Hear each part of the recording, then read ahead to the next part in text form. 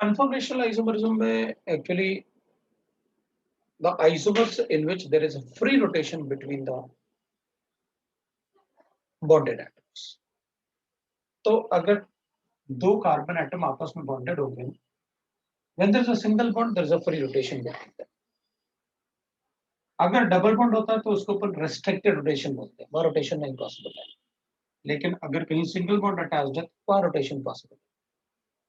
तो conformational isomer के लिए कंपलसरी कंडीशन होगा कि एटम्स के बीच में, जिनमें आप कन्फर्मेशनल आइसोमर्स पढ़ रहे हो, उन एटम्स के बीच में सिंगल बॉन्ड होना चाहिए, सो दैट कि अपन रोटेशन कर सके। राइट ना, इन दोनों के बीच में जो बॉन्ड है उसमें रोटेशन कर सके। So it generally exist in saturated compounds, in saturated compounds, क्योंकि सैचुरेटेड कंपाउंड्स होंगे तो वहां पर रेस्ट्रिक्टेड रोटेशन साइट नहीं होगा। Saturated compounds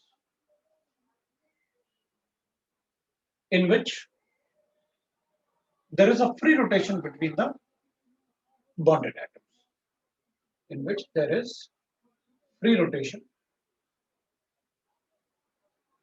there is a free rotation between the bonded atoms. तो bonded atoms के बीच में free rotation होगा between the bonded atoms, the bonded atoms, ये अपन बता सकते हैं, right? So there will be a free rotation between the bonded atoms. तो we'll read that. जो कन्फर्मर्स होंगे, अपन को जो पढ़ना है कन्फर्मर्स में, वो मेनली अपन हाइड्रोकार्बन्स में पढ़ेंगे या some substituted organic compounds. Mainly तो अपन हाइड्रोकार्बन्स में पढ़ेंगे। So it mainly exist in, for example अपन लिखें, जैसे तुमने लिखा generally, so example saturated there is alkanes,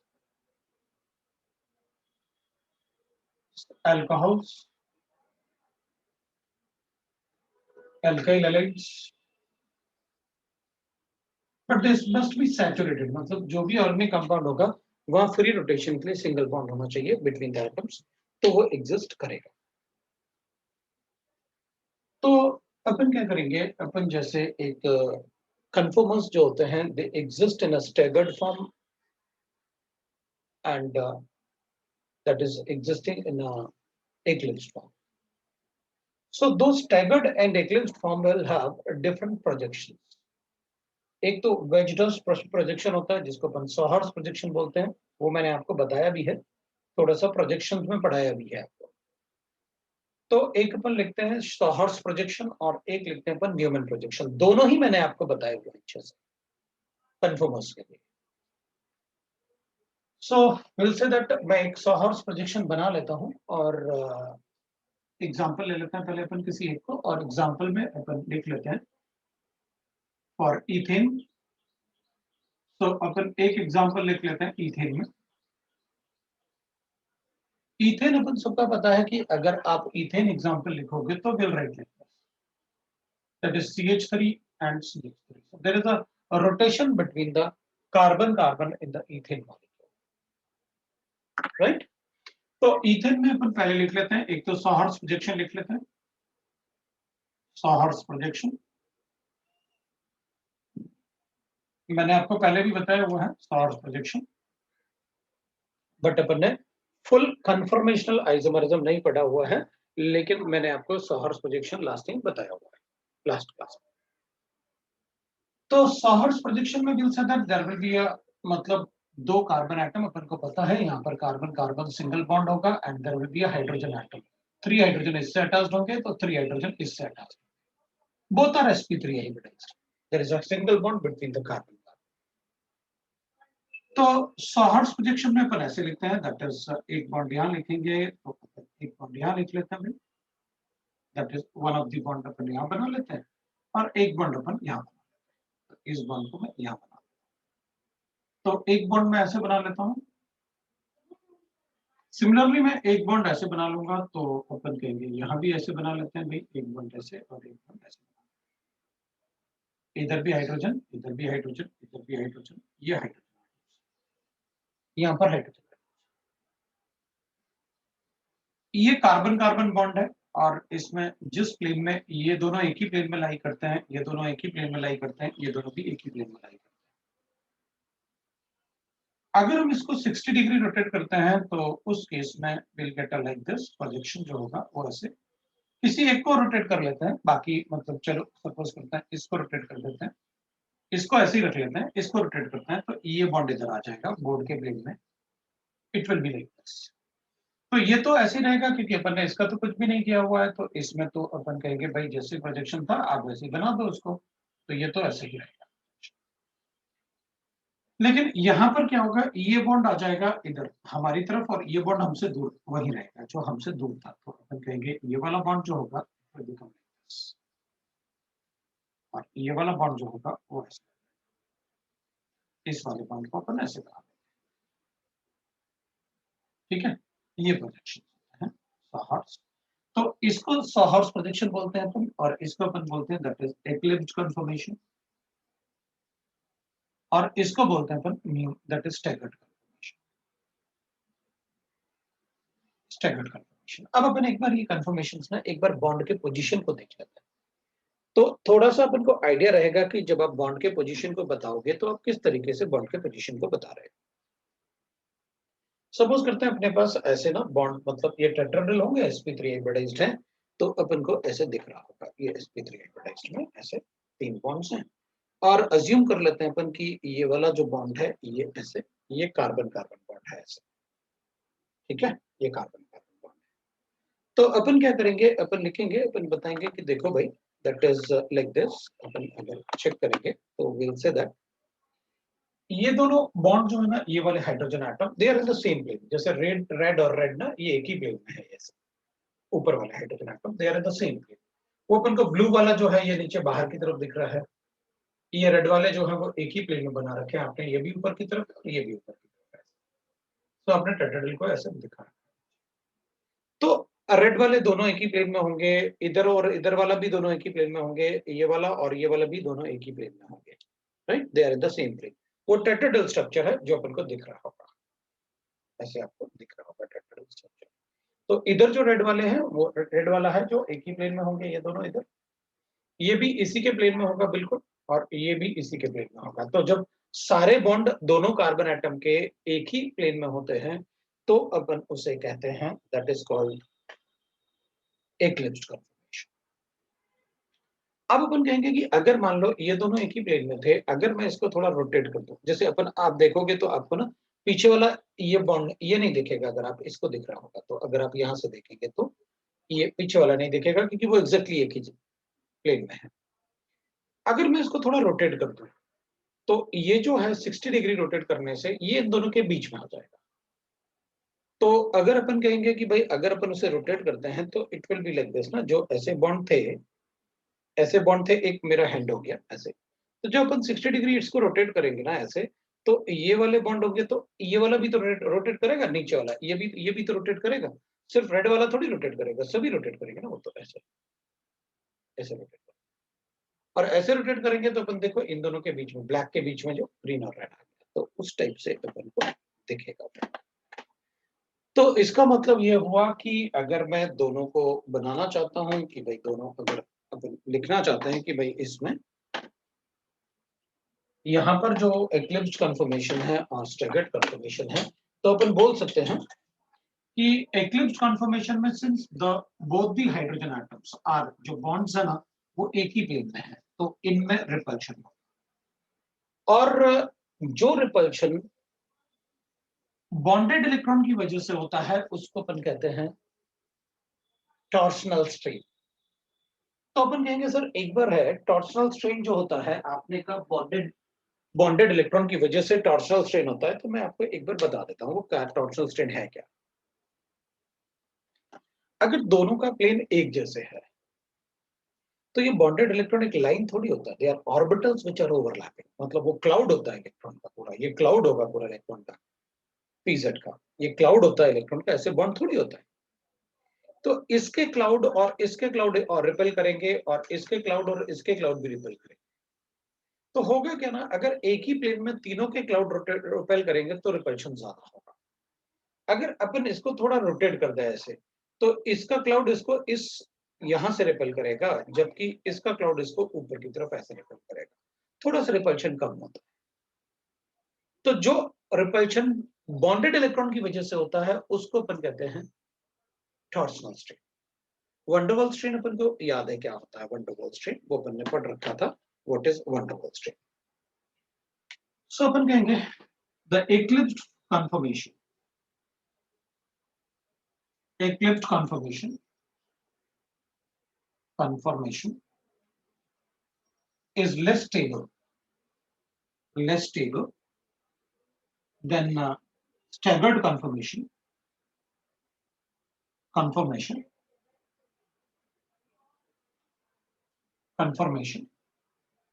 due to presence of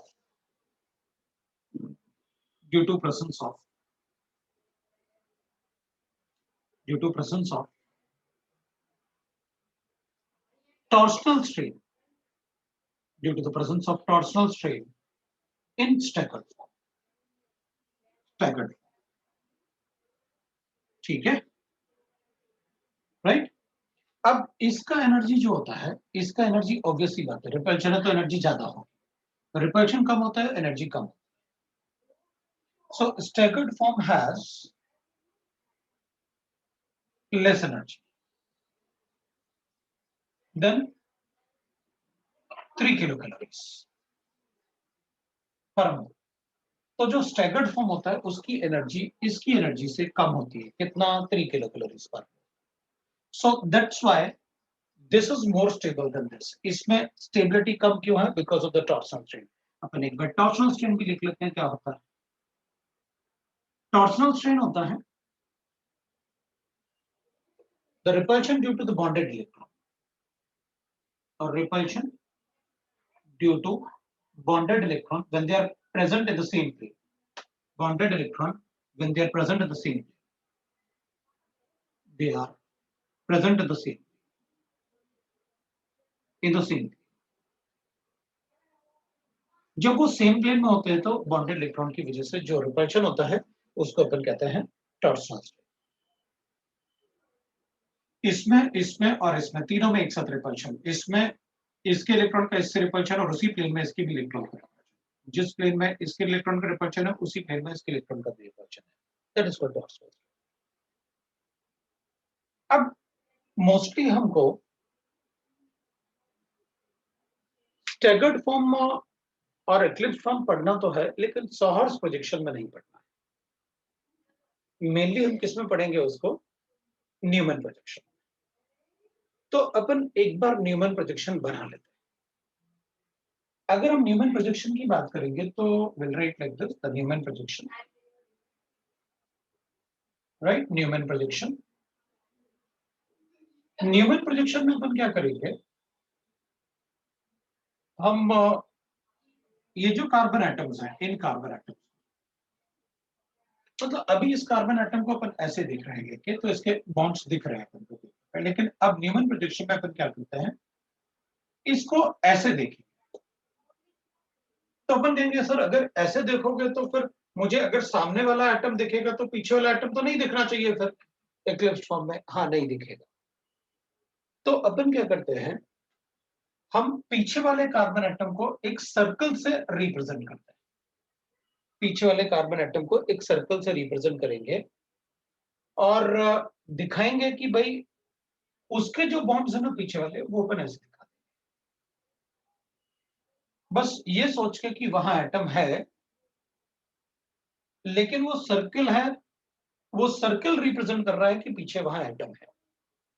तो फिर बाहर वाले को कैसे रिप्रेजेंट करोगे, अगर पीछे वाले को आप सर्कल से रिप्रेजेंट करोगे और आपको ऐसे रिप्रेजेंट करना है तो बाहर वाले को कैसे रिप्रेजेंट करोगे, तो अपन कहेंगे बाहर वाले को पूरा बॉन्ड बना के रिप्रेजेंट करेंगे ऐसा, ये बाहर वाले का, ठीक है, ये बाहर वाले का रिप्रेजेंटेशन होगा। थोड़ा सा वैसे कर लेते हैं, तो पीछे वाले का रिप्रेजेंटेशन था, तो ये बाहर वाले का रिप्रेजेंटेशन, मतलब बाहर वाले का मैं पूरा बॉन्ड बनाऊंगा, यहाँ पूरे बॉन्ड बनाएंगे और ये कार्बन दिखाऊंगा बाहर वाले को, पीछे वाले कार्बन। अब ये पीछे वाला आगे वाला कार्बन तो अपन ने दिख रहा है अपन को, ये कार्बन है, इसके 3 बॉन्ड्स हैं, लेकिन पीछे वाला एटम अपन क्या अज्यूम करेंगे, रिंग को, वो रिंग को अपन पीछे वाला एटम अज्यूम करेंगे। तो अपन कहेंगे ठीक है भाई, इसको H ले लेते हैं और इसको H ले लेते हैं और इसको भी अपन H ले लेते हैं। तो हाँ, ये H हो गए और 3 H पीछे वाले कार्बन एटम के अपन ऐसे, दैट इज एक्लिप्स फॉर्म। और इसमें अपन को डायरेक्टली दिख रहा है, देखो दोनों मतलब ये और ये दोनों पैरेलल हैं, ये दोनों पैरेलल हैं, ये दोनों पैरेलल हैं।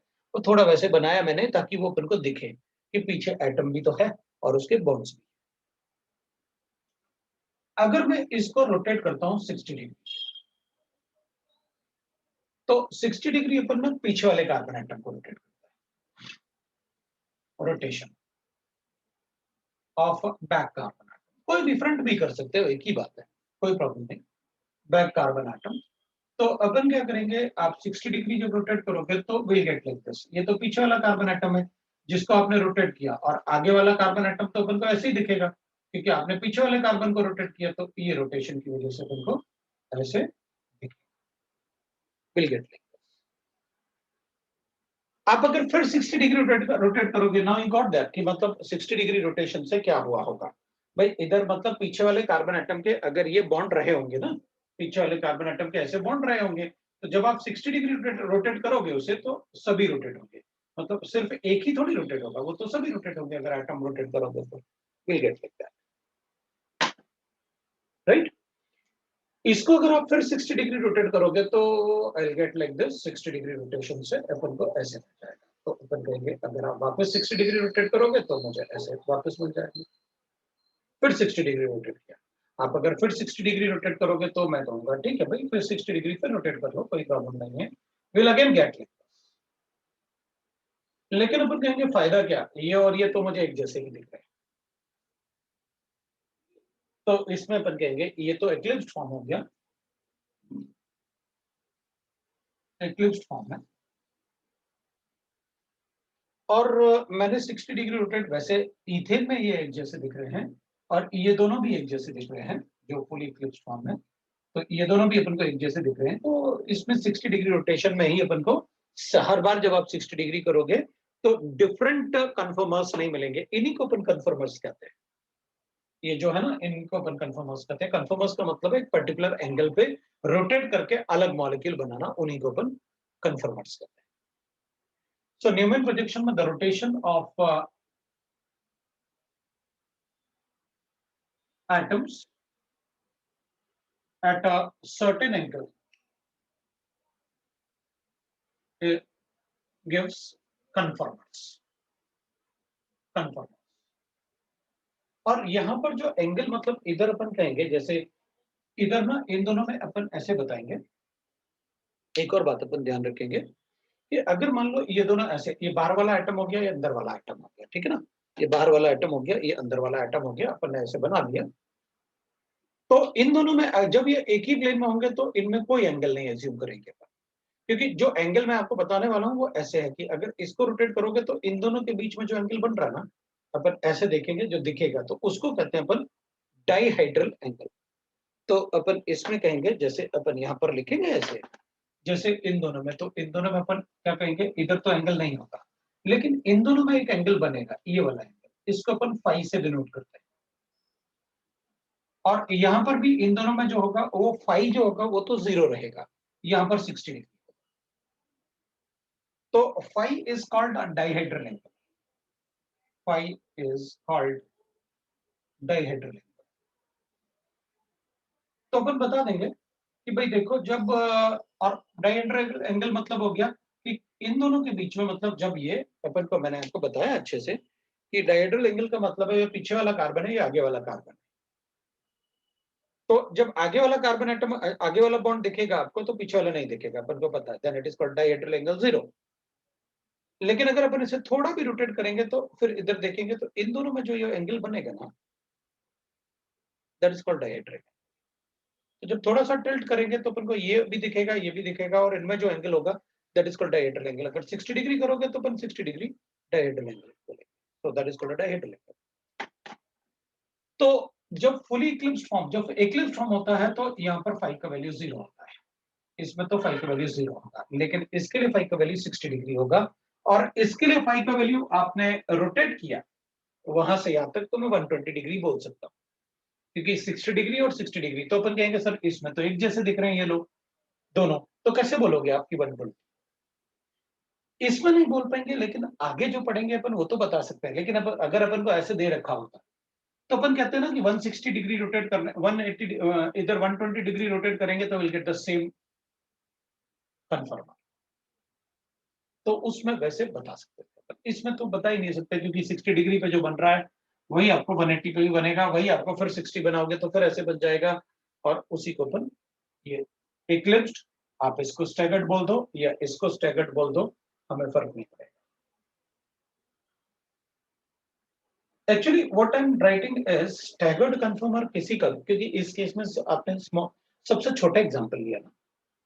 स्टैगर्ड एक्चुअली तभी बनता है जब आप फुली इक्लिप्स्ड को या इक्लिप्स्ड को 180 डिग्री रोटेट करें, इसलिए मैंने उसको लिखने के बजाय इसको स्टैगर्ड लिखा। बट इसमें तो सब सेम है, इसमें अपन क्यों कहेंगे कि भाई इधर 60 डिग्री है, इधर 120 डिग्री हो गया, क्योंकि इसके और इसके बीच में एंगल बताना होगा। मतलब जहां से आपने शुरू किया था ना, जैसे ये दोनों हाइड्रोजन से शुरू किया था, तो आप इन्हीं दोनों के एंगल्स को देखते रहो, इन्हीं दोनों के एंगल को देखते रहो, इन्हीं दोनों के एंगल को देखते रहो। तो यहां पर आप देखोगे तो आपने 180 रोटेट कर लिया। तो जो स्टैगर्ड होता है वो 180 पे होता है, तो अपन कहेंगे ठीक है कोई बात नहीं, स्टैगर्ड अपन बोल सकते हैं 180 रोटेशन पे। लेकिन यहां तो ये दोनों है, तो कैसे बताऊं स्टैगर्ड है? तो अपन कहेंगे इसमें नहीं बता सकते स्ट्रक्चर को देख के, लेकिन थ्योरेटिकली मैं बोल के बता सकता हूं कि जब 180 रोटेट करूंगा तो स्टैगर्ड बनता है। चले, ये तो वेरी फर्स्ट एग्जांपल था। अपन दूसरा एग्जांपल ले लेते हैं। मान लो अपने पास एक दूसरा एग्जांपल ऐसे है, अपन कर लेते हैं भाई फॉर प्रोपेन ले लेते हैं। अब मैं दूसरा एग्जांपल ले रहा हूं, प्रोपेन। अगर अपन प्रोपेन लेंगे तो इसमें एक CH2 ऐसा होगा। अब आप क्या कहोगे? आप कहोगे सर इसमें ऑड कार्बन एटम है, ये अनसिमेट्रिकल है, अपन को कन्फर्मर तो दो ही कार्बन में बना। तो फिर आपको एक पार्ट कहीं ना कहीं अज्यूम करना होगा कि आपको जो कन्फर्मर बनाने हैं 1 2 3, या तो आप 2 3 में बना पाओगे कन्फर्मर, या फिर 1 2 में बना पाओगे आप कन्फर्मर। तो अपन ने कहा ठीक है अपन ऐसे कर लेते हैं, 1 2 3 कर लेते हैं। तो 2 3 में कन्फर्मर बना लेते हैं। हाँ तो ठीक है, आपको 1 को CH3 लिखना पड़ेगा फिर। ठीक है लिखते हैं। तो 1 को मैं CH3 ऐसे लिख देता हूं, ये 2 3 हो गया, ये वाला। अब इधर भी अपन को ऐसे लिखना पड़ेगा भाई, आपने इसको तो कुछ नहीं किया, लेकिन इधर 2 और 3 में तो आपने 3 को तो रोटेट किया। और जब अपन इसको यहां, अब इसमें एनर्जी भी डिफरेंस होगा, क्योंकि CH3 से बहुत ज्यादा चेंज तो नहीं आने वाला एनर्जी का, क्योंकि हाइड्रोजन का वंडरवल रिपल्शन नहीं होता इन कन्फर्मर्स, क्योंकि हाइड्रोजन बहुत छोटा होता है कन्फर्मर्स में। नॉट इन कन्फर्मर्स, हमेशा ही छोटा होता है, लेकिन कन्फर्मर्स में जितना एंगल पे अपन पढ़ते हैं वहां पर हाइड्रोजन का वंडरवल रिपल्शन अपन कभी कंसिडर नहीं करेंगे, because hydrogen is very small in size. ठीक है, तो अपन कहेंगे ठीक है इसमें बना देते हैं। तो इसमें पीछे वाला कार्बन एटम अपने पास ये है, आपने पीछे वाले कार्बन एटम को 1 लिखा था, तो मैं यहाँ पर CH3 लिख देता हूं। तो मैं यहाँ पर CH3 लिखूंगा फिर, और फिर मैं यहाँ पर भी CH3 लिखूंगा फिर रोटेट करके, और फिर मैं यहाँ पर भी CH3 लिखूंगा। So I will get like this, the staggered. वो स्टैगर्ड फिर मुझे वैसे मिलेगा। अब दोनों में जो एनर्जी डिफरेंस होता है, क्योंकि CH3 और H का कोई मतलब ज्यादा रिपल्शन तो होता नहीं, लेकिन यहाँ पर P और P ऑर्बिटल, मतलब ये भी P ऑर्बिटल होगा, ये वाला, और भी P, ये भी PP ओवरलैपिंग से बना होगा, और ये भी PP ओवरलैपिंग से बना होगा। जबकि ये P और S ओवरलैपिंग से बना था, तो क्लाउड थोड़ा छोटा होता है PS का, PP का क्लाउड बड़ा होगा, क्योंकि P ऑर्बिटल बड़े होते हैं S से। इसलिए एनर्जी में डिफरेंस तो आता है, लेकिन बहुत कम आता है। मतलब इसका स्टेबिलिटी इसके कंपैरिजन में बहुत ज्यादा डिफरेंस नहीं है। पहले 3 था, अभी 3.3 है।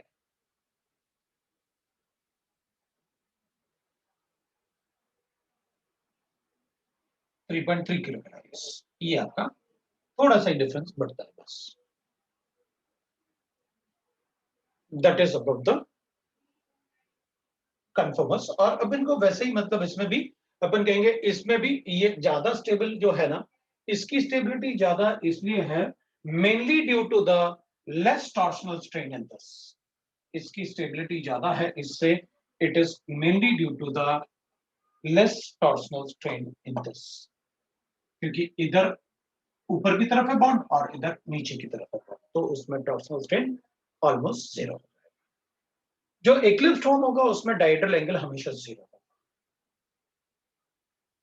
तो कोई अच्छा सा एग्जांपल लेते हैं अपन, इसमें अपन से ये अब ना आप ये नहीं बनाना, आप ये बनाना छोड़ दो। आपको पता है कैसे, जब आपको पता है ना, जब आपको इसको उसमें कन्वर्ट करना है ना, बाहर वाले कार्बन को पकड़ो और साइड में रख दो, और बाहर वाले कार्बन जो है ना, जैसे ये है, अब इधर वाले कार्बन एटम को पकड़ो और साइड में रख दो, you will get that structure.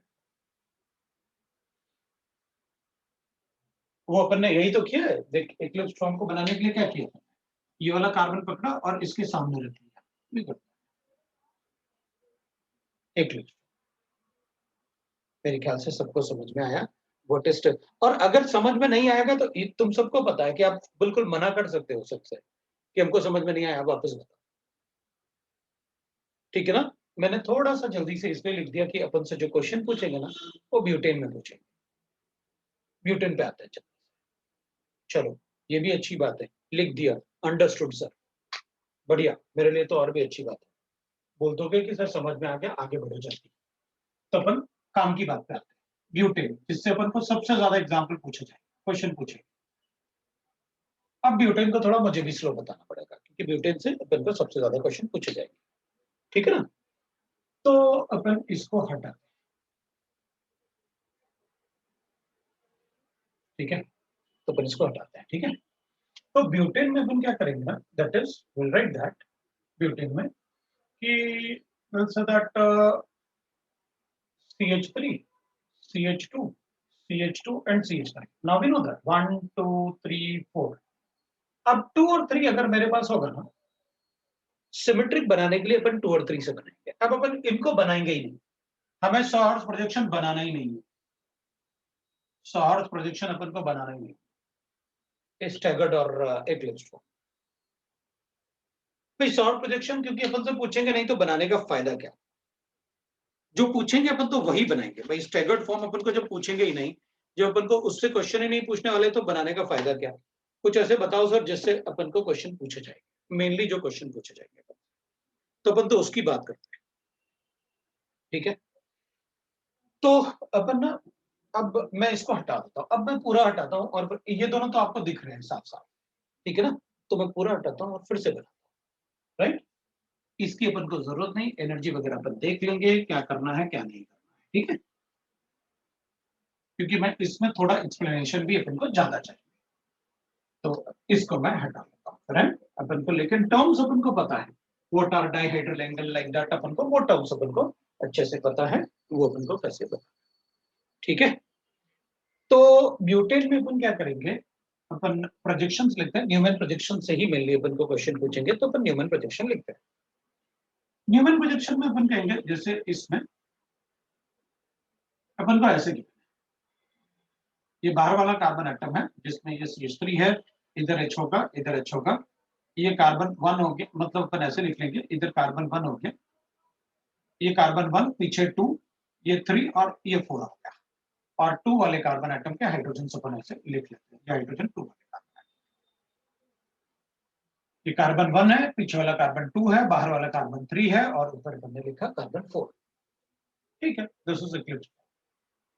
अब अपन क्या करेंगे, इसको 60 डिग्री रोटेट करता है, चलो रोटेट किया 60, तो आई गेट 60 डिग्री रोटेट करूंगा तो I get CH3, I get CH3, I get H H और H और H, किसी को कोई डाउट नहीं। 60 डिग्री पर रोटेट करूंगा तो आई गेट लाइक दिस। मैं थोड़े छोटे इसलिए बना रहा हूँ, जो जरूरत नहीं ऐसे कि भाई पहले सर्किल बड़ा था फिर छोटा हो गया और छोटा हो गया, सर ऐसे सब एक जैसे, हमें तो मॉलिक्यूल से मतलब है बस। मैं थोड़े छोटे इसलिए बना रहा हूँ ताकि एक्सप्लेनेशन अपन ज्यादा कर सके, फिर मुझे वो कवर कर लेगा जगह तो मुझे हटाना पड़ेगा, मैं हटाना बिल्कुल नहीं चाहता। इधर CH3 लिखूंगा मैं, ये बाहर वाला कार्बन एटम है, इधर CH3 लिखूंगा मैं, इधर H। और सर्कल का कोई मतलब नहीं है, सर्कल का सिर्फ इतना ही रिप्रेजेंट वो होता है कि भाई वो रिप्रेजेंट करेगा कि पीछे का एटम है, जरा जल्दी से बना लो। थोड़े तुम भी, लेकिन तुम थोड़ा बड़े बनाना और थोड़ा सा मतलब स्पेस देना, क्योंकि मैं तो एक्सप्लेनेशन करने के लिए थोड़ा सा छोटा बना रहा हूँ, इसलिए कि आपको एक्सप्लेनेशन मुझे काफी देना पड़ेगा। मैंने कहा भी है, इससे अपन को काफी क्वेश्चन भी।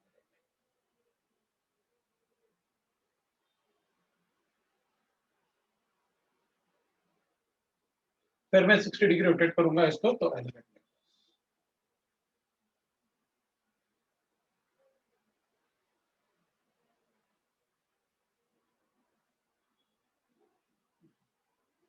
फिर मैं इसको 60 डिग्री रोटेट करूंगा, तो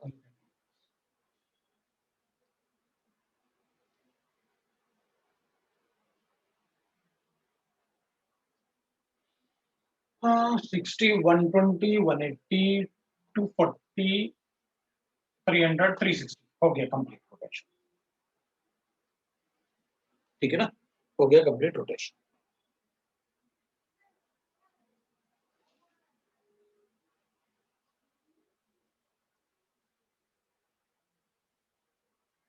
अब इसको ना एक वैसे नंबर दे देते हैं, इसको अपन नंबर,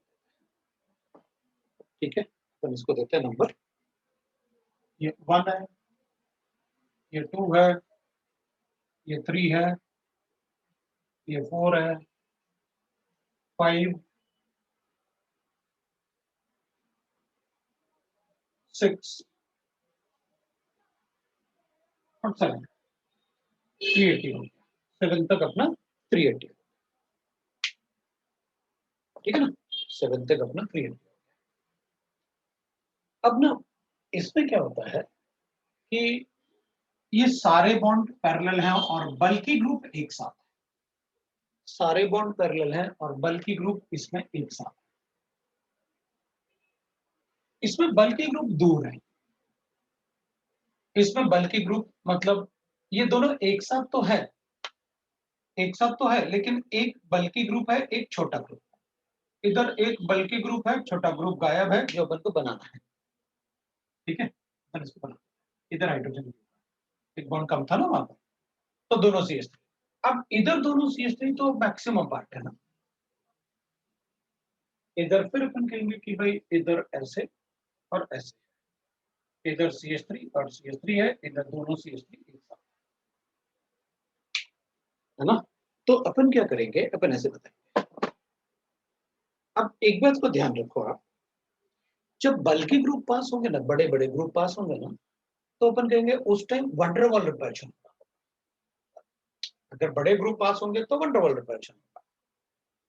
तो देयर इज वंडरवॉल रिपल्शन, ऐसे लिखता है पॉइंट में लिखते हैं, ठीक। व्हेन बल्कि ग्रुप और नियर बाय, इनके नीचे मुझे कुछ कुछ लिखना भी पड़ेगा, तो मैं ऐसे लिखता हूं। व्हेन ये फुली, इसको एक्लिप्स्ड, पहले अपन ऐसे लिख लेते हैं, और इसको स्टैगर्ड लिखूंगा। 180 पे स्टैगर्ड लिखते हैं, मैंने आपको बताया था कि भाई जब 180 डिग्री रोटेट करोगे ना बॉन्ड्स को, इससे जो भी आप एक्लिप्स फॉर्म लिखोगे, उससे जब 180 डिग्री रोटेट करोगे तो उसको अपन बोलेंगे स्टैगर्ड फॉर्म। तो अपन कहेंगे सर ये और ये तो एक जैसे हैं, और फर्स्ट वाला और ये वाले भी एक जैसा है, तो अपन कहेंगे लिखो इसको भी एक्लिप्स फॉर्म, ठीक है ना, उसको भी एक्लिप्स फॉर्म। अब अपन इसको ऐसे लिख सकते हैं जैसे ये वाला है, तो इसमें भी बॉन्ड्स पैरेलल हैं और इसमें भी बॉन्ड्स पैरेलल हैं, लेकिन इसकी स्टेबिलिटी थोड़ी ज्यादा होगी इसके कंपैरिजन में। वो क्यों? क्योंकि यहां पर बल्कि ग्रुप पास पास है, तो वंडरवॉल रिपल्शन बहुत ज्यादा होगा। इसमें वंडरवॉल रिपल्शन थोड़ा कम होगा, क्योंकि यहां पर CH3 और H का रिपल्शन है, जबकि यहां पर दोनों CH3 जो बड़े बड़े ग्रुप्स हैं उनका रिपल्शन। तो अपन क्या बोलते हैं, इसको भी इक्लिप्स लिख देते हैं, लेकिन अपन इसको क्या करेंगे, इसको पार्शियली इक्लिप्स। एनर्जी तो इसमें भी बढ़ेगी, लेकिन इसको अपन पार्शियली इक्लिप्स करते हैं और बोल देते हैं कि सबसे ज्यादा अनस्टेबल वाले को मैं फुली इक्लिप्स बोलूं। ये फुली इक्लिप्स मतलब इसमें टॉर्सनल स्ट्रेन भी है, because the bonds are parallel, bonds parallel तो इसमें भी है। तो जब भी बॉन्ड्स पैरेलल होंगे वहां टॉर्सनल स्ट्रेन तो हो गए, लेकिन बल्कि ग्रुप अगर पास पास है तो उसमें वंडरवॉल स्ट्रेन भी होगा। यहाँ बल्कि ग्रुप तो पास पास नहीं है, तो अपन कहेंगे इसमें वंडरवॉल स्ट्रेन नेग्लिजिबल होगा। रीजन, क्योंकि CH3 और H में ज्यादा वंडरवॉल स्ट्रेन नहीं होना है। आपने बताया था कि कन्फर्मेशनल आइसोमरिज्म में आप हाइड्रोजन का वंडरवॉल स्ट्रेन कंसिडर नहीं करो, तो अपन कहेंगे CH3 का तो करेंगे ना, तो उसका CH के साथ नेग्लिजिबल अज्यूम करो। सो अपन कहेंगे या तो बहुत ज्यादा वंडरवॉल स्ट्रेन है और टॉर्सनल स्ट्रेन है, वंडरवॉल ग्रेटर देन टॉर्सनल।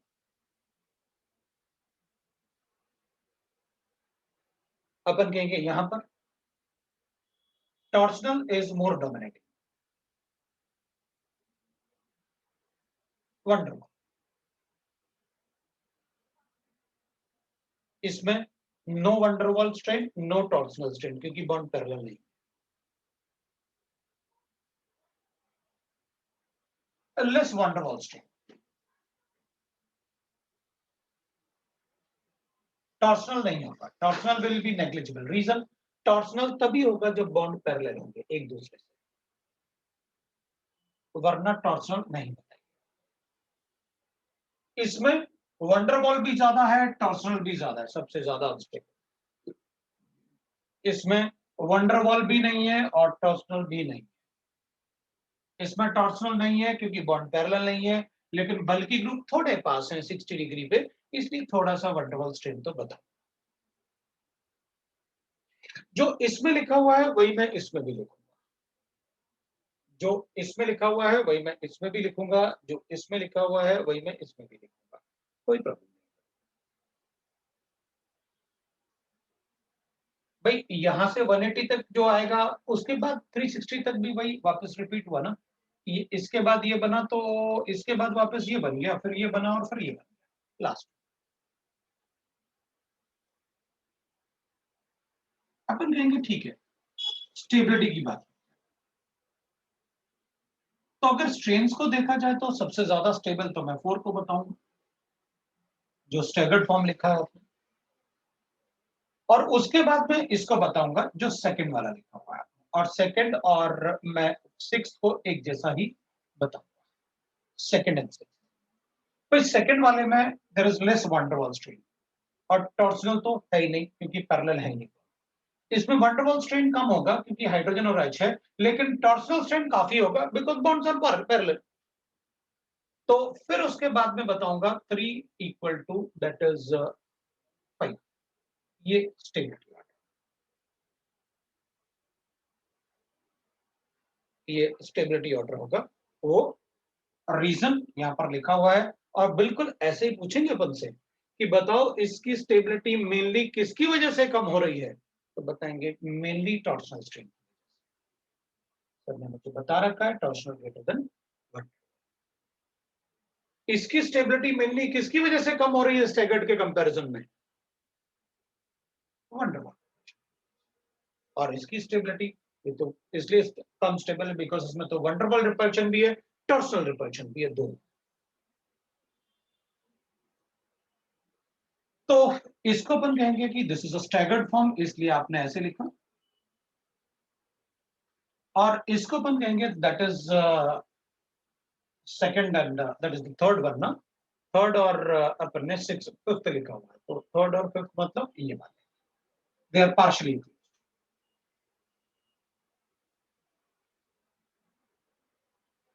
अगर ये पार्शियली इक्लिप्स हैं तो मैं इनको पार्शियली स्टैगर्ड बोल दो, तो अपन कहेंगे बोल सकते हैं, कोई problem. Partially, partially staggered.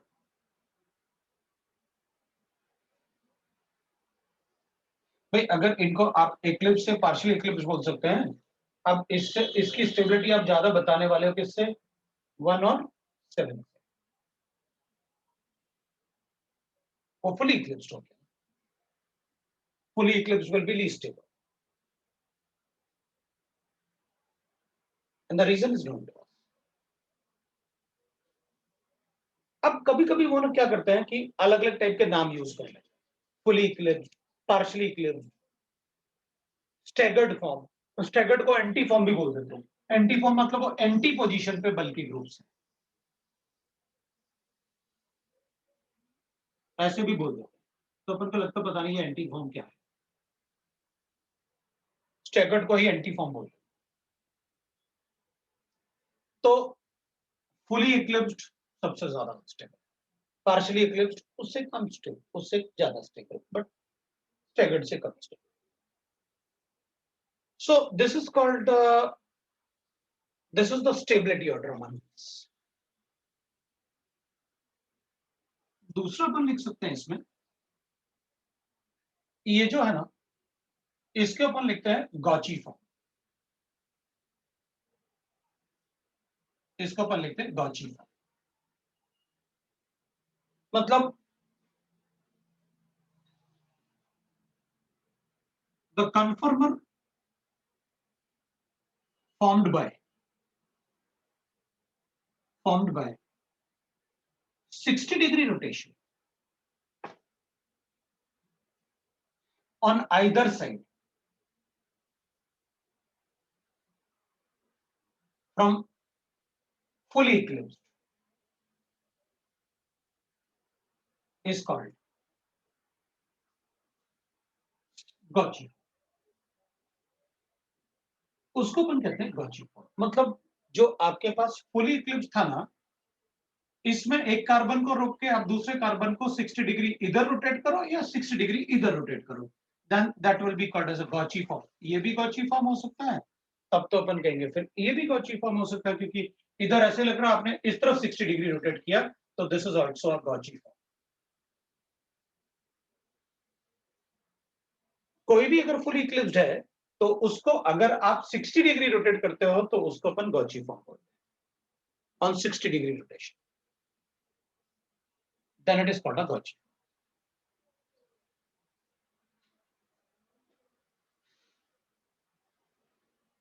Q form is formed by any degree rotation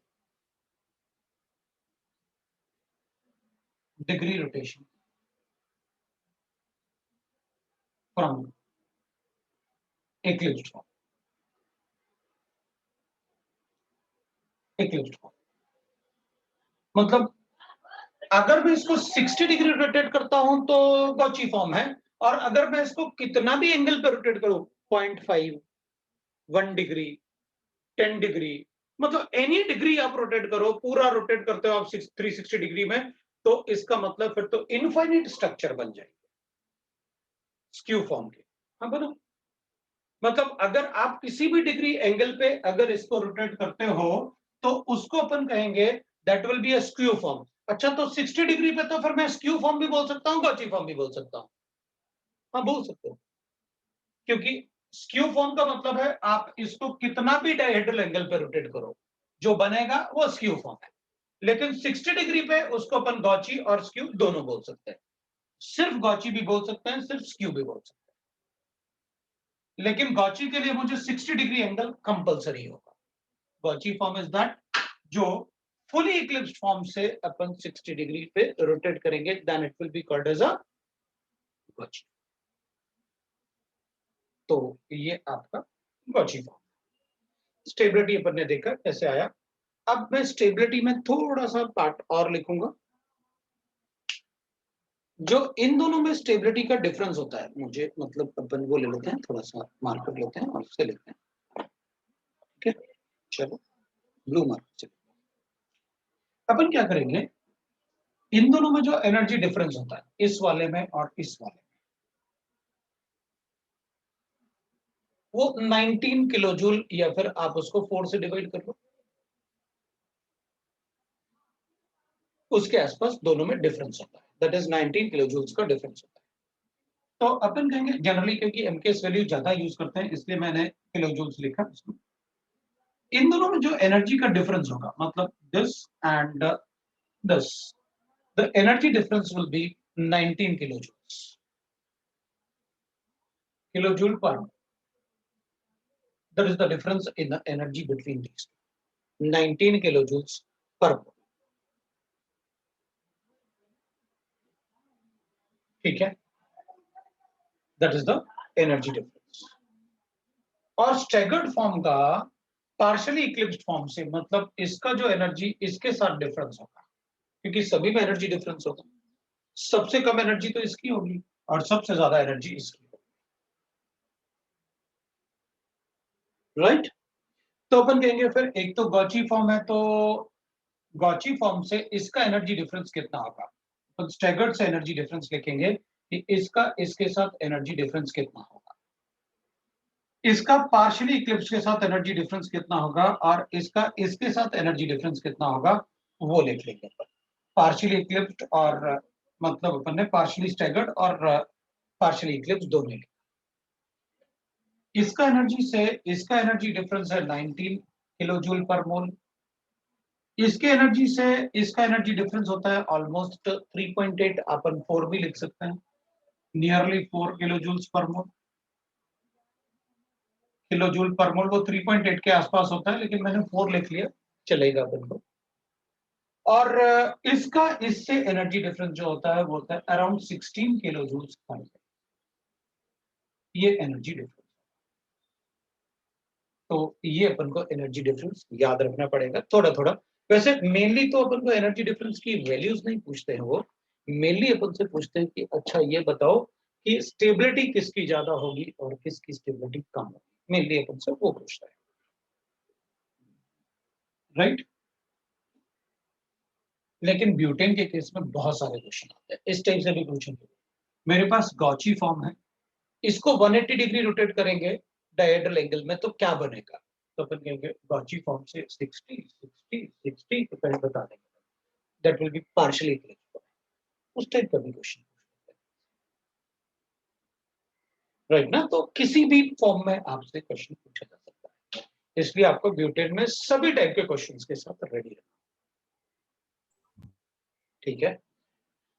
तो दैट इज अबाउट द मतलब will say that about the butane. इसमें बहुत सारे क्वेश्चन फ्रेम होते हैं। अब अपन चलते हैं कि ब्यूटेन में तो डायरेक्टली क्वेश्चन पूछेंगे जैसे अपन को गिवन, राइट। अब अपन चलते हैं क्वेश्चंस की कि अब और बताओ सर इसमें कंफर्मेशनल आइसोमरिज्म में कितने टाइप के कैसे कैसे क्वेश्चंस हमसे पूछ सकते हैं।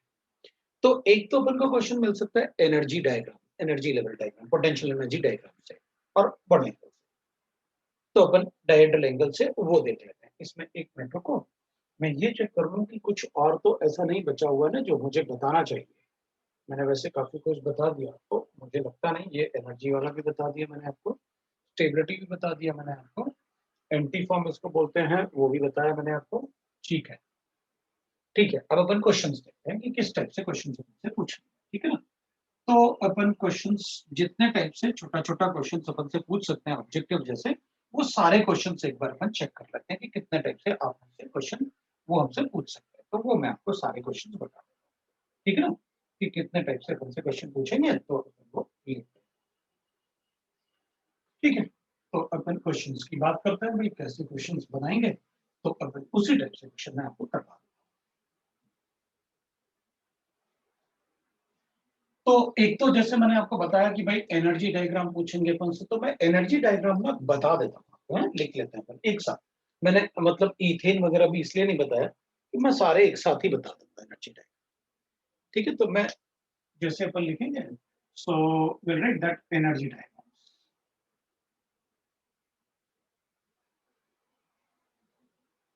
ठीक है। तो पहले मैं इथेन के लिए लिख लेते हैं अपन।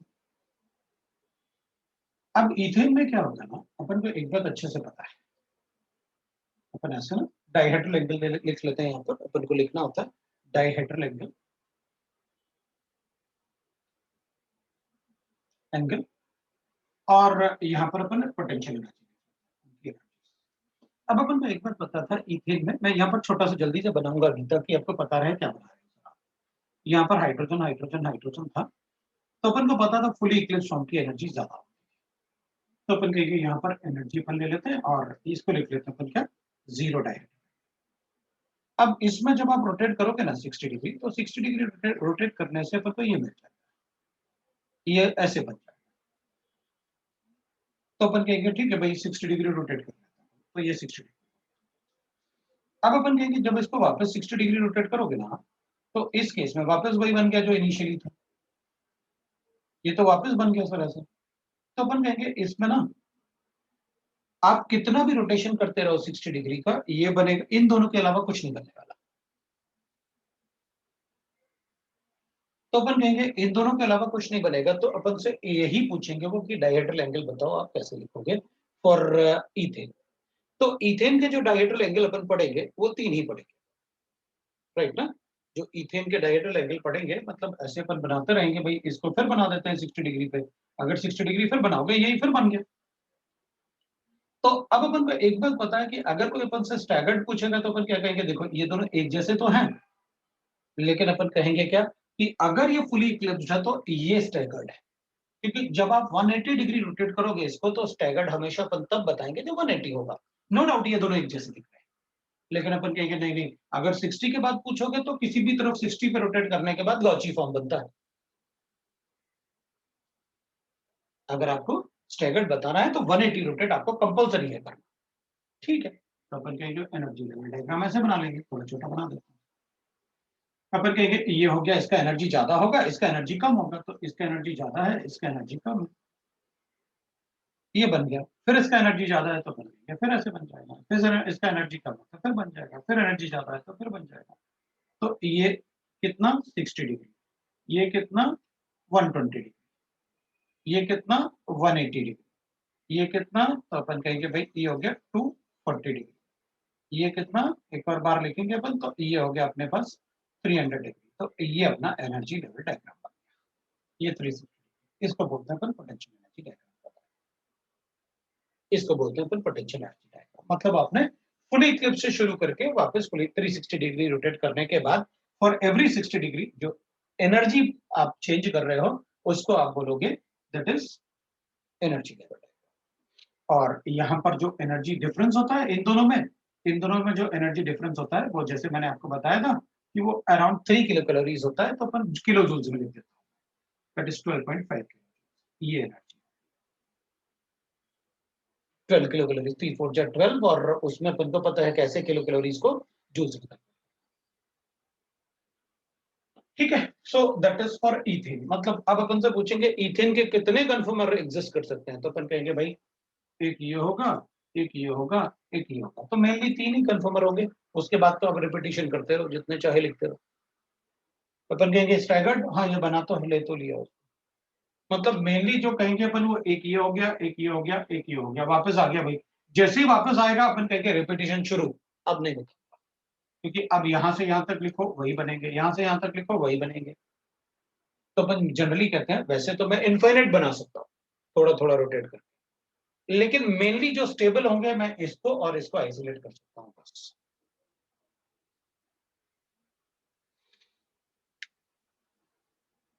तो अपन कहेंगे मेनली इसके जो आइसोमर्स अपन बताएंगे, तो या ऐसे बता देंगे अपन कि भाई देख, एक बार ये बना, एक बार ये बना, एक बार ये बना, ये 3 स्टेबल है, बाकी 3 अनस्टेबल है, तो ये अनस्टेबल अनस्टेबल अनस्टेबल। अगर मुझे पूरा 360 डिग्री पे पूछा आपने कि मिनिमम कितने स्टेबल बन सकते हैं आइसोमर्स, मिनिमम कितने स्टेबल बन सकते हैं, तो अपन कहेंगे देखो फुली इक्लिप्स्ड फॉर्म से मिनिमम एनर्जी वाले कितने बनेंगे, 3, तो वही बता, क्योंकि मैं उन्हीं को आइसोलेट कर पाऊंगा इजीली, जिनकी एनर्जी ज्यादा होगी उनको थोड़ी अपन इजीली आइसोलेट कर पाएंगे, तो फिर उतना ही करना। कितने आइसोमर एग्जिस्ट कर सकते हैं, कितना भी कर सकते हैं, सही नहीं, क्योंकि उसमें तो कितना सिमेट्रिक है ना, कुछ भी रोटेशन हो सकता है, so we can like अब बिल्कुल ऐसे ही अगर अपन प्रोपेन की बात करें तो प्रोपेन में भी ऐसे ही होगा, तो प्रोपेन में भी तो आपने ऐसे ही लिखा था, CH3 लिख लोगे एक को, और क्या, और एनर्जी डिफरेंस जो होगा वो कितना हो जाएगा,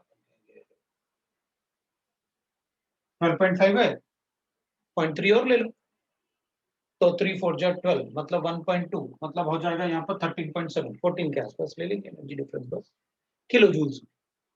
आपको पता है हाउ टू कन्वर्ट इनटू, जैसे आपने यहाँ कन्वर्ट किया ना, भाई आपने कितना लिखा 3 किलो कैलोरीज था, आपने मल्टीप्लाई कर लिया 4.2 से, तो किलो कैलोरीज को जूल्स में कन्वर्ट कर दिया, ये 187 होता है ऐसे, तो अपन 2 लिख लेते हैं उसको कन्वर्जन के लिए।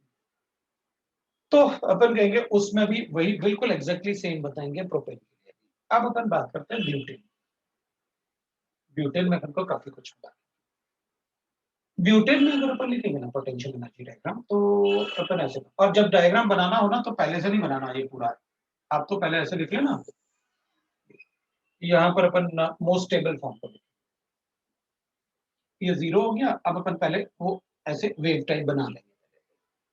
अपन कहेंगे फुल इक्लिप्स सबसे ज्यादा अनस्टेबल, उसके बाद गॉज फॉर्म बनता है। अपन को पता है गॉज फॉर्म, पहले यहाँ पर लिख देता हूँ मैं, तो मेरे पास है तो CH3 है और ये CH3, और यहाँ पर ये CH3 होगा और ये CH3। तो अपन को एक बात पता है, ये ज्यादा स्टेबल होता है इससे, और जो ज्यादा स्टेबल होगा उसकी एनर्जी कम होगी। सबसे कम एनर्जी तो स्टैगर्ड फॉर्म की होने वाली है। तो अपन कहेंगे देख, ये सबसे ज्यादा अनस्टेबल, फिर ये अनस्टेबल होता है, फिर ये अनस्टेबल होता है, और सबसे ज्यादा स्टेबल ये।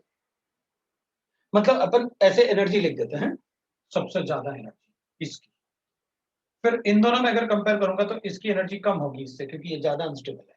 तो अपन कहेंगे इसकी एनर्जी मान लेते हैं इधर है, तो फिर इसकी एनर्जी और कम होनी चाहिए, इसकी एनर्जी ज्यादा होगी ना, अपन कहेंगे ये इधर है, तो फिर इसकी एनर्जी थोड़ी ऊपर होगी, तो फिर इसकी एनर्जी सबसे कम होगी, उसको करेंगे भाई ये सबसे ज्यादा स्टेबल है ना, तो उसकी एनर्जी अपन सबसे कम लिख लेते हैं। भाई उसकी एनर्जी इन सबके कंपैरिजन में, तभी तो एक लाइन और बनाया मैंने, ताकि अपन एनर्जी को बता सके कि वो सबसे कम। तो अपन क्या करेंगे, चलो अब बनाते हैं, अब वेव बना लेते हैं पहले, फिर उसके बाद अपन डिग्रीज लिख देंगे, कि फिर अपन को डिग्री को मैच करना पड़ेगा। ये थोड़ा ज्यादा स्टेबल बन जाएगा, ये थोड़ा कम स्टेबल बनेगा, फिर ज्यादा स्टेबल बन गया, ठीक है। फिर उसके बाद रिपीटिशन हो जाएगा वैसे। ये बताइए, अब देखना, यहाँ पर अपन ने क्या लिखा, फुली, यहाँ पर क्या बनाया अपन ने 60 डिग्री, यहाँ पर क्या बनाया अपन ने 120 डिग्री। देखो ये ज्यादा स्टेबल होता है ना इससे, ये ज्यादा स्टेबल होता है इससे, तो इसकी एनर्जी कम है, इसकी एनर्जी ज्यादा है, ये स्टेप वाला, मतलब यहाँ पर ये वाला स्टेप। उसके बाद रिपीटिशन होता है, अपन को पता है। तो यहाँ पर हो गया अपने पास 180, यहाँ पर लिख लूंगा दैट विल बी ये वाला, दैट इज 240 ना, और फिर यहाँ पर हो जाएगा अपने पास 300, और यहाँ पर हो गया 360, ठीक है। तो यहाँ पर आपने फुल इक्लिप्स लिखा, फिर आपने गॉज फॉर्म लिखा, ये गॉची फॉर्म है, और फिर यहाँ पर पार्शली इक्लिप्स्ड, थोड़ा और नीचे कर लेते हैं, है ना, पार्शली इक्लिप्स्ड, मतलब उससे थोड़ा नीचे रहे, मेरा मतलब ये था, और फिर अपने ये, तो ठीक है, अपन को कोई प्रॉब्लम नहीं, बना दो भाई, कोई दिक्कत नहीं है। तो अपन क्या करेंगे, अब इसमें ये तो बन गया एनर्जी लेवल डायग्राम। तो जो मैंने डिफरेंस बताया था ना, एनर्जी डिफरेंस इन दोनों में 90 का लिख दिया, इन दोनों में 16 का लिख दिया, इन दोनों में आपने 4 बनाया था, 3.8 को 4 लिख, ये स्टार्ट। तो स्टैगर्ड से फुली इक्लिप्स्ड का एनर्जी आपने किलो जूल्स में कितना बताया था, 19, आपने इसका कितना बताया था 16, इसका कितना बताया था 4, और ये इसके रिस्पेक्ट में सभी अपन ने कैलकुलेट किए थे, तो किलो जूल पर ये आप देख लो, ये एनर्जी लेवल डायग्राम ऐसे बना के देख, पूछ सकते हैं, बताएंगे कोई प्रॉब्लम। एक तो इस टाइप के क्वेश्चन अपन से पूछ सकते हैं, तो you have to be ready with that. अगर आप बोलो तो मैं सारे बनाऊंगा, अगर आपको समझ में आ गया तो नहीं बना, भाई इसको फिर 60 डिग्री करोगे ये बन जाएगा, ठीक है। अब एक बात और जो मैं वहां पर नहीं बोल पाया, यहां बोलूंगा, देख इसमें प्लेन ऑफ सिमेट्री है, इसमें भी प्लेन ऑफ सिमेट्री नहीं है, लेकिन सेंटर ऑफ सिमेट्री बता सकते, इसमें सेंटर ऑफ सिमेट्री है नहीं, पर इसमें प्लेन ऑफ सिमेट्री ऐसे बना सकते, प्लेन ऑफ सिमेट्री और सेंटर ऑफ सिमेट्री बता सकते, इसमें भी बता सकते, लेकिन इसमें किसी भी टाइप का सिमेट्री नहीं, ना प्लेन ऑफ सिमेट्री ना सेंटर ऑफ सिमेट्री। देखो ना इसमें प्लेन ऑफ सिमेट्री है ना इसमें सेंटर ऑफ सिमेट्री। भाई प्लेन ऑफ सिमेट्री बनाओगे तो इधर CH3 इधर H, इधर CH3 तो इधर H, आप ऐसे नहीं बना सकते। आपको उधर CH3 मतलब ये एग्जैक्टली मतलब मिरर इमेज जैसे दिखनी चाहिए, नहीं दिखता। इसका mirror image non super impossible बनेगा। जो गॉच फॉर्म है ना, उसका mirror image non super impossible बनेगा। अपन को ये वाले तो दिखेंगे ही नहीं ना, ये तो पीछे है।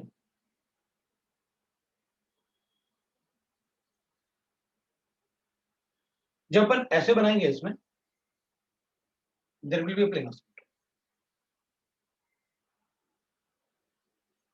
राइट।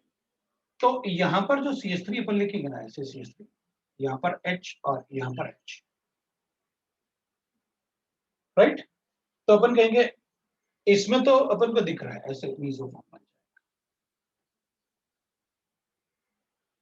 इसमें प्लेन ऑफ सिमेट्री, इसमें non super impossible mirror image बनेगा। आप कहीं भी मिरर लगा के देख लो, सुपर इम्पोज नहीं करता। ये कर लूंगा, ऐसे बना देता हूं, देखो ऊपर CH3 है ना, इधर भी CH3 है, इधर H है और इधर भी H, इसका मिरर इमेज बनाता है, ये बना, ये इसका मिरर, इधर वाला पार्ट ना, ये इसका मिरर।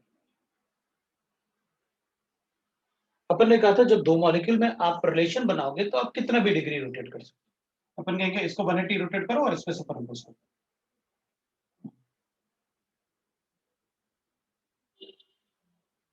भाई इसको कर लो 180 क्यों, 120 कर दो ना रोटेट, इसको 120 करो और रोटेट इस पे सुपर इम्पोज कर लो, उठा के सुपर इम्पोज हो जाएगा, बिल्कुल एग्जैक्टली वैसे आ जाएंगे ना एक दूसरे, इसमें नहीं आ पाएगा सुपर इम्पोज, उसका mirror image non super impose. मैं ऑप्टिकल एक्टिविटी नहीं बता रहा, एक बात ध्यान रखना, क्योंकि ऑप्टिकल एक्टिविटी के लिए कायरल सेंटर होना चाहिए। मैं कायरल सेंटर की बात ही नहीं कर रहा, मैं ऑप्टिकल एक्टिविटी की बात ही नहीं कर रहा, यहां तो फ्री रोटेशन है, सो दे आर कन्फर्मेशनल आइसोमर।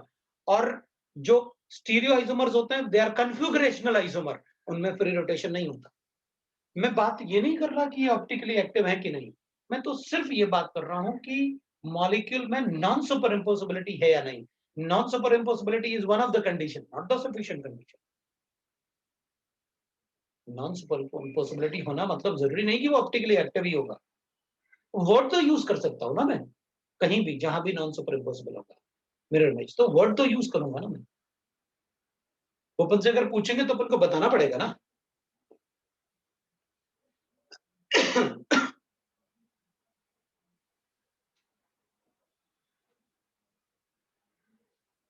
सो अपन उनको conformational enantiomers, that can be called as conformational enantiomers, mirror images, तो नॉन सुपर इम्पोज होंगे ना। मैंने आपको ऑप्टिकल एक्टिविटी नहीं बोली कि वो ऑप्टिकली एक्टिव है, no no no, I am not telling optical activity. How can a configuration इसमें ऑप्टिकल एक्टिविटी कैसे आएगी, unless there is a, if there is a free rotation. जब तक कि आप उसके रोटेशन में बहुत ज्यादा एनर्जी यूज ना हो तब तक अपन बात नहीं करेंगे कि उसमें ऑप्टिकल एक्टिविटी हो सकती है। अपन तो सिर्फ ये बात कर रहे हैं कि क्या इसमें कोई non super impossible mirror image हो सकते हैं क्या, अगर हो सकते हैं तो अपन उसमें ऑप्टिकल एक्टिविटी बता सकते हैं, ये बोल रहे हैं। मैं ये बिल्कुल नहीं बोल रहा कि वो ऑप्टिकली एक्टिव है, जैसे इसमें सेंटर ऑफ सिमेट्री साफ साफ दिख रहा है, ये और ये और ये और ये सेंटर ऑफ सिमेट्री दिख रहा है। इसमें प्लेन ऑफ सिमेट्री नहीं दिख रहा मुझे, क्योंकि अगर अपन ऐसे मिरर लगाते हैं बीच से ऐसे, तो इसका जो एच जो है वो इधर आएगा, मतलब इधर नहीं आएगा, एग्जैक्ट मिरर इमेज नहीं बन रहा है। और फिर आगे पीछे भी है, ये वाला कार्बन बाहर है, वो वाला कार्बन पीछे, तो भी होगा।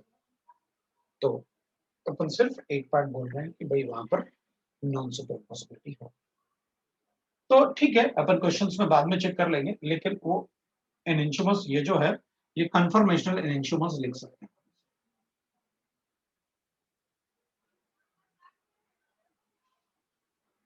कन्फर्मेशनल एनएंशियोमर या कायरलिटी।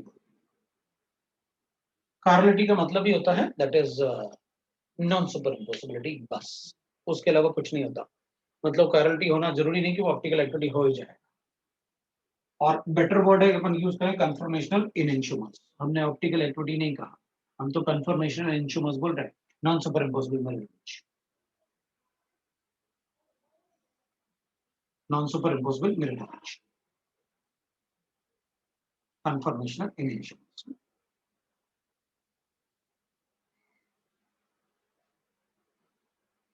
ये वर्ड यूज कर रहे हैं।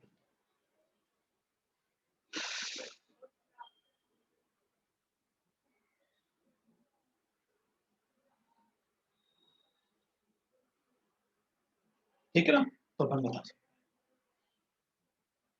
तो आप देख लो एक बार, अगर कोई डाउट होगा तो आप मुझसे पूछ लेना।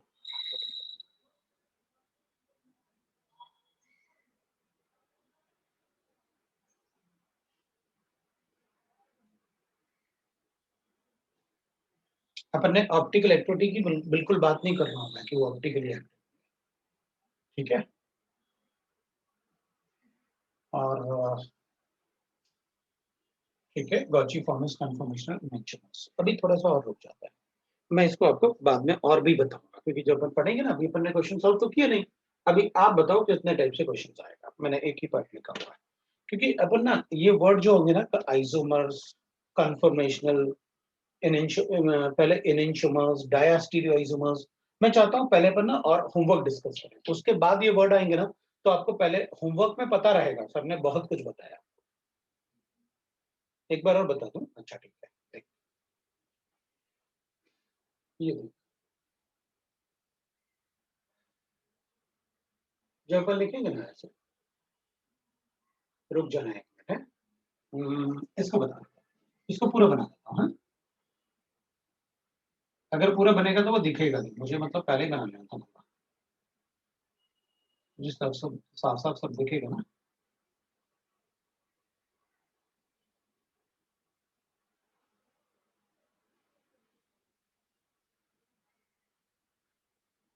वापस बना,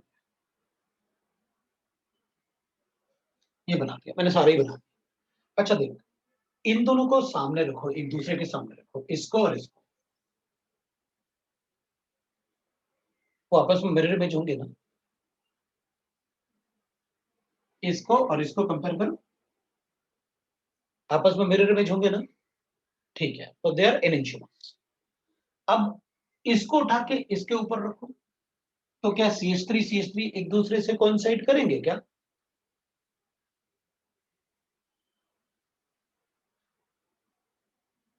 नहीं, तो they are enantiomers, they have non superimposable mirror images. Gauche form, दोनों गॉची फॉर्म जो बनेंगे ना इसमें, दे आर कन्फर्मेशनल एनेंशियोमर्स। अब समझ में आ गया तो दूसरा वर्ड भी सुनो, वो भी इजीली समझ में आ जाएगा। ये दोनों, हाँ, ये दोनों, दे आर कन्फर्मेशनल डायस्टेरियोइसोमर्स। हाँ, अब मिरर इमेज हो ही नहीं सकते एक दूसरे के। भाई डायस्टेरियोइसोमर्स के लिए मिरर इमेज नहीं होना चाहिए एक दूसरे का।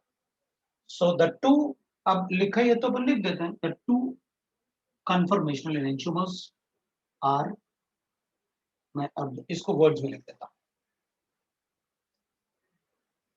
The two gauche form are conformational enantiomers, conformational enantiomers.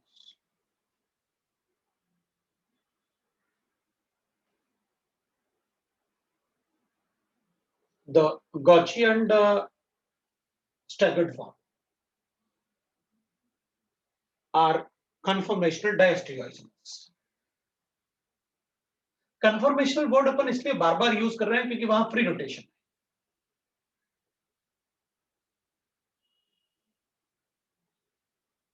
इसलिए अपन बार बार उसमें कन्फर्मेशनल वर्ड को यूज कर रहे हैं कि आप वो कन्फर्मर है, आप ध्यान रखो, ये हो जाएगा, ठीक है। तो एक तो इस टाइप से, मतलब ये दोनों जो आपस में है वो कंफर्मेशनल डायस्टी आइसोमर्स होते हैं। ठीक है, अब मुझे नहीं लगता अपन में से किसी को डाउट होगा, राइट। अब आगे दूसरा क्वेश्चन लिखता हूं मैं। एक तो ग्राफ से रिलेटेड क्वेश्चन हो सकते हैं, दूसरा क्वेश्चन अपन देखते हैं, इससे भी हो गया। एक हो जाएगा विच ऑफ द फॉलोइंग, अब मैं थोड़ा सा मोर देन वन ऑप्शन कर लेता हूं। Which of the following is कन्फर्मर of isopentane. अब अपन सबको पता है आइसोपेंटेन कैसे होता है।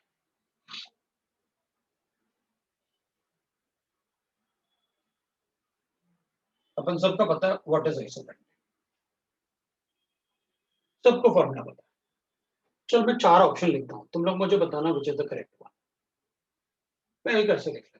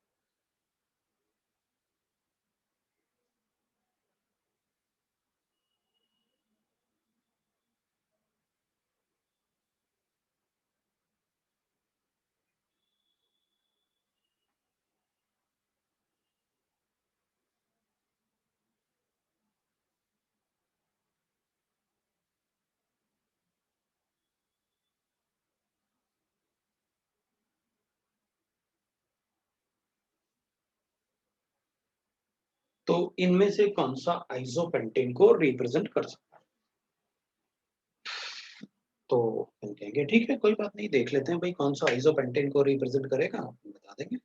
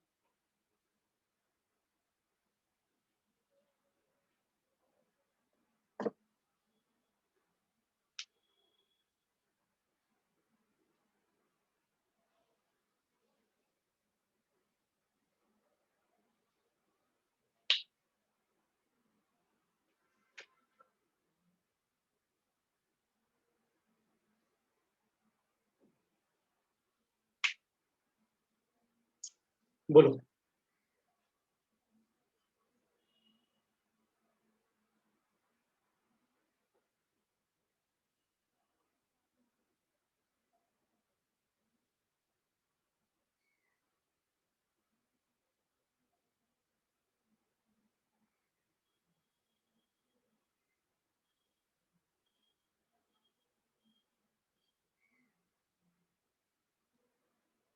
शुरू करें? अच्छा देख, फर्स्ट वाले की बात,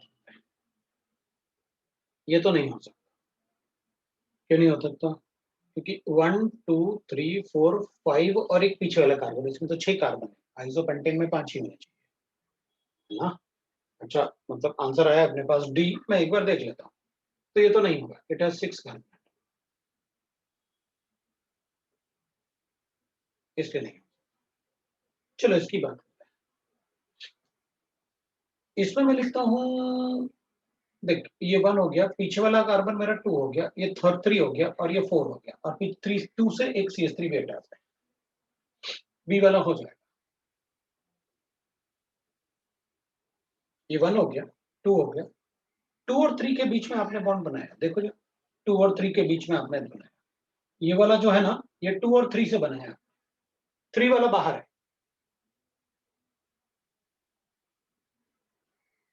पक्का ना?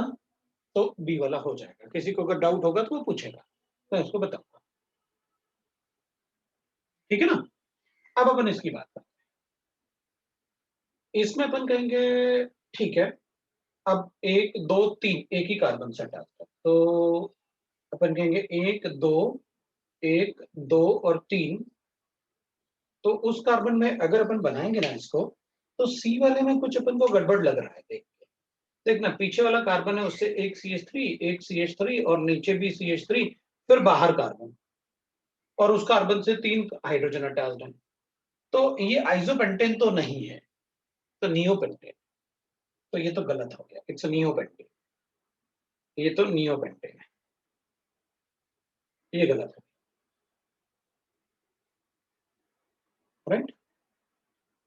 अब अपन इसकी बात करते हैं, इसमें अपन कहेंगे 1 2 एक CH3 है, ये हो सकता है, अपन इसमें लिखेंगे यहाँ पर ये 1 है, ये 2 है बाहर वाला, और अंदर वाला 3 है, और फिर ये 4 है, तो अगर आप देखोगे तो बन रहा है 2 से एक CH3 भी अटैच है, तो डी वाला भी करेक्ट, डी वाला भी करेक्ट। मेरे ख्याल से आपको समझ में आ गया कि अगर अपन से कोई फॉर्मूला पूछेंगे तो अपन कैसे बताएंगे, I think you are able to, देख लो भाई, अगर किसी को डाउट है तो वो पूछ सकता है, मैं उसे बताऊंगा कि कैसे, मतलब मैंने बताया, आपको पहले जो स्ट्रक्चर बनाना है उसका यूपेक नंबरिंग करो, और उस कार्बन को चेक करते रहो कि उसके कार्बन नंबरिंग के हिसाब से इसमें क्या अटैच्ड है, तो आपका आंसर आएगा, ठीक है? ए में 6 कार्बन एटम है, हाँ दैट्स व्हाई, वो मतलब गलत तो इसलिए हो गया ना, अब बना के दिखाएंगे ना अपन को, अब वो तो बच्चे पे डिपेंड करता है, हो सकता है वो टिक कर दे, भाई उनको तो ऑप्शन बनाना है, कुछ भी बना सकते हैं, मैंने तो वैसे ही बनाया ना कि तुम गलती करो, कि कम से कम ये तो देखो कि 6 कार्बन एटम है, वो कैसे हो सकता है ऑप्शन, तो मैंने भी वैसे बनाया, है ना? तो अपन ध्यान रखें, which of the following अपन इसमें लिखते हैं डिक्रीजिंग ऑर्डर, है ऑर्डर लिखते हैं, decreasing order of stability, so decreasing order of stability of given conformer, of stability of given conformer, ये conformers मिले of अब ठीक है अपन दे देते हैं, तो वो मतलब नाम देने की जरूरत नहीं कि किसके conformers, मेरे पास एक conformer ऐसे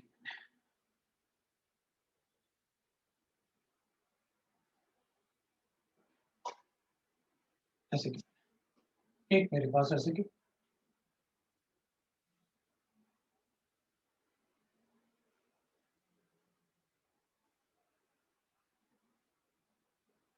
एक मेरे पास ऐसे की बने,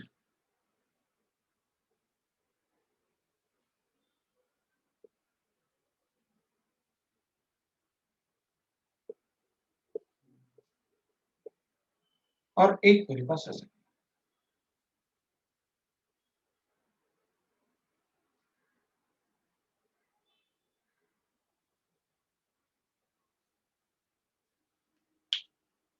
अपन से पूछा इनमें डिक्रीजिंग ऑर्डर बताना है अपन को, तो कैसे बताएंगे वो देखते है ना, अपन डिक्रीजिंग ऑर्डर ऑफ कंफर्मर्स का स्टेबिलिटी शो,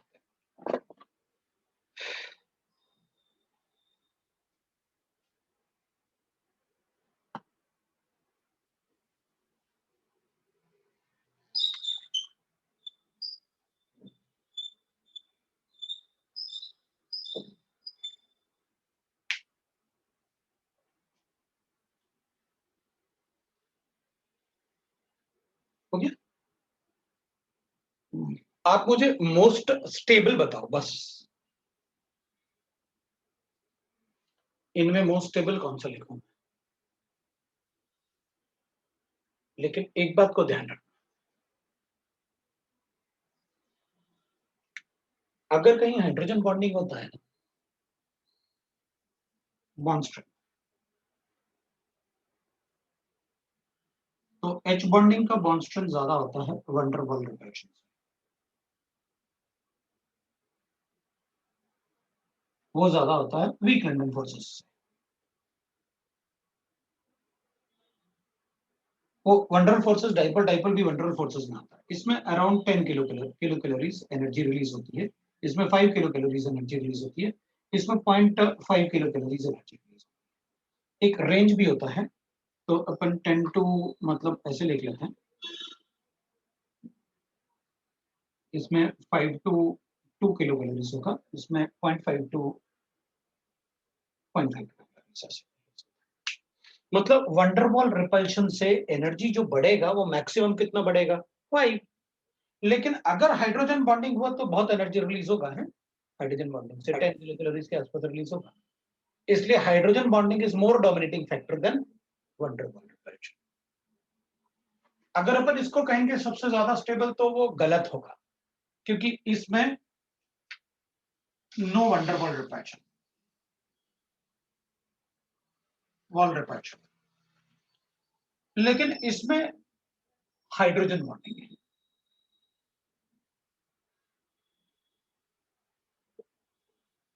इसलिए इसकी स्टेबिलिटी ज्यादा होगी इससे। अपन कहेंगे हाइड्रोजन बॉन्डिंग तो इसमें भी है सर, तो अपन कहेंगे इन दोनों की स्टेबिलिटी इससे ज्यादा।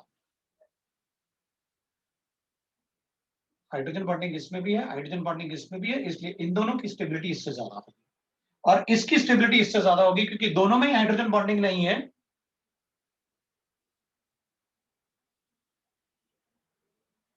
लेकिन बल्कि ग्रुप अपोजिट साइड है। अरे ये दोनों तो एक जैसे हो गए, ये दोनों तो एक जैसे हो गए,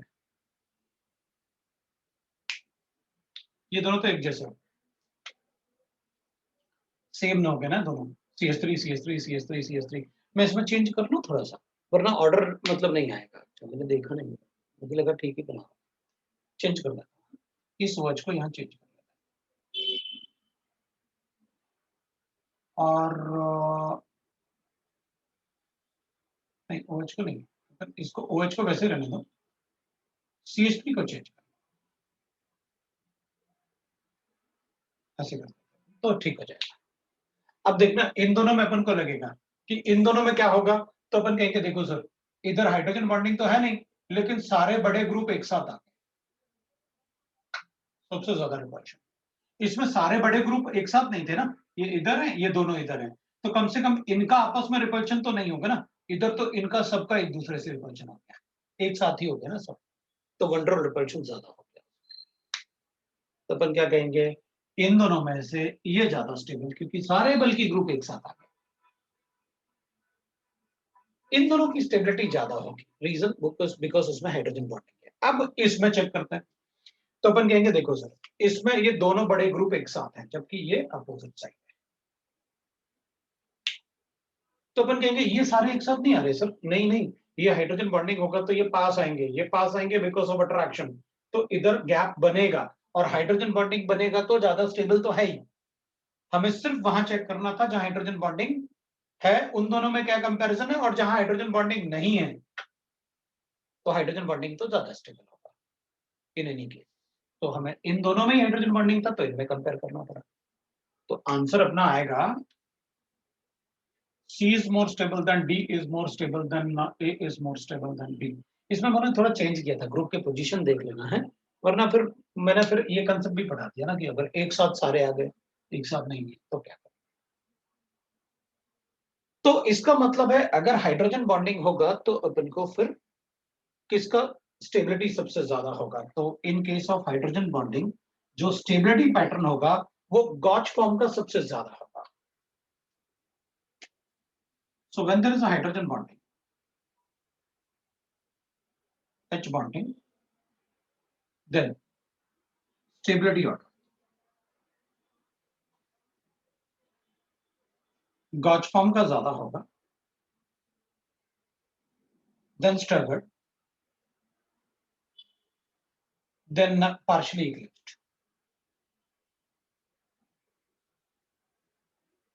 and then fully eclipsed तो सबसे कम होता ही है।